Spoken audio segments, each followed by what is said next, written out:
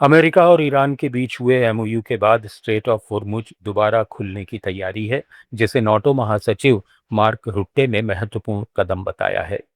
जबकि अमेरिकी राष्ट्रपति डोनाल्ड ट्रंप ने इसे मजबूत सौदा करार दिया और बाजारों में उछाल और तेल कीमतों में गिरावट का जिक्र किया। ईरान ने चेतावनी दी है कि लेबनान में संघर्ष विराम का इजराइल 84 बार उल्लंघन कर चुका है, अब करने पर कड़ी जवाबी कार्रवाई होगी। गौरतलब है कि ताजा इजरायली हमलों में 4 लोगों की मौत हुई है। ईरान का कहना है कि इजरायली सैनिकों की लेबनान से पूर्ण वापसी समझौते का हिस्सा है, अन्यथा सौदा अधूरा माना जाएगा। ट्रंप ने इजरायली प्रधानमंत्री बेंयामिन नेतन्याहू पर लेबनान में अनावश्यक बमबारी की आलोचना की और उन्हें अधिक जिम्मेदार होने की सलाह दी, जिससे इजराइल अमेरिका संबंधों में दरार दिख रही है। अंतर्राष्ट्रीय स्तर पर मिस्र, पाकिस्तान और कनाडा जैसे देश इस सौदे का स्वागत कर रहे हैं, जबकि तेल बाजार में आपूर्ति बढ़ने की उम्मीद से कीमतें प्रभावित हो रही हैं।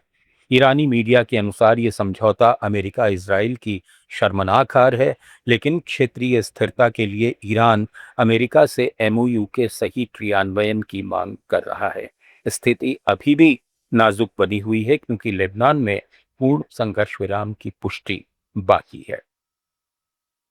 फ्रांस में चल रहे G7 शिखर सम्मेलन में अमेरिकी राष्ट्रपति डोनाल्ड ट्रंप ने इजराइल को लेकर कड़ा रुख अपनाया है। कतर के अमीर शेख तमीम बिन हमद अल थानी के साथ बैठक में ट्रंप ने कहा कि अमेरिका के बिना इजराइल का अस्तित्व मुश्किल में पड़ सकता है। ट्रंप ने ईरान के साथ संभावित शांति समझौते से पहले मांग की कि इजराइल तुरंत लेबनान पर हमले रोके। रिपोर्ट्स के मुताबिक बेरूत पर हमले के बाद ट्रंप ने नाराजगी जताई और इसे समय और परिस्थिति के लिहाज से गलत बताया। उन्होंने सीरिया के राष्ट्रपति अहमद अल शरा की भूमिका की भी सराहना की और संभावित सहयोग का संकेत दिया। अमेरिका ने अपने सबसे बड़े सैन्य कमांड का नाम फिर बदल दिया है। अब यूएस इंडो पैसिफिक कमांड को दोबारा यूएस पैसिफिक कमांड कहा जाएगा। 2018 में तत्कालीन रक्षा मंत्री जिम मैटिस ने इसका नाम बदलकर इंडो पैसिफिक कमांड किया था। तब अमेरिका ने कहा था कि हिंद महासागर और प्रशांत महासागर की सुरक्षा रणनीति अब एक दूसरे से जुड़ चुकी है और भारत का महत्व बढ़ रहा है। लेकिन अब पेंटागन का कहना है कि पुराना नाम ऐतिहासिक विरासत से जुड़ा है और इसे वापस लाने से सैनिकों में गर्व की भावना बढ़ेगी। हालांकि अमेरिका ने साफ किया है कि सिर्फ नाम बदला है, कमांड की जिम्मेदारियां और रणनीति में कोई बदलाव नहीं हुआ है।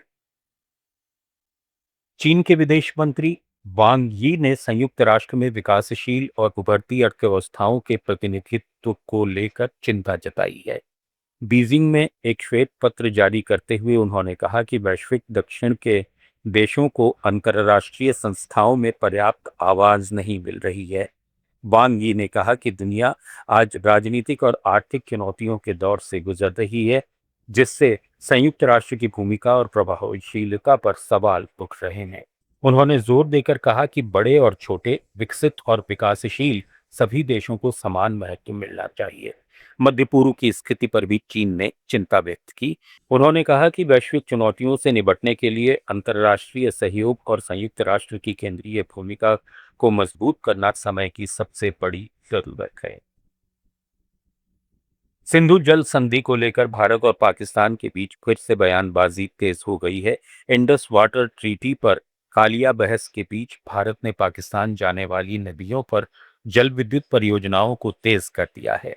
पूर्व भारतीय सिंधु जल आयुक्त पीके सक्सेना ने पाकिस्तान के आरोपों को खारिज करते हुए कहा कि यह संधि भारत पर एकतरफा पाबंदियां लगाती है और कई मामलों में असंतुलित है।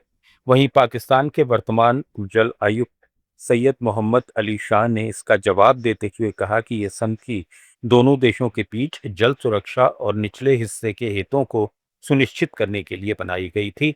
इस पूरे मुद्दे पर पाकिस्तान के अखबार डॉन में भी लेख प्रकाशित हुए हैं, जिसमें दोनों पक्षों के दावों पर चर्चा की गई है। फिलहाल दोनों देशों के बीच जल संसाधनों को लेकर कूटनीतिक तनाव और बहस एक बार फिर तेज हो गई है। ग्लोबल न्यूज में फिलहाल इतना ही। जुड़े रहिए लेट्स माइक के साथ।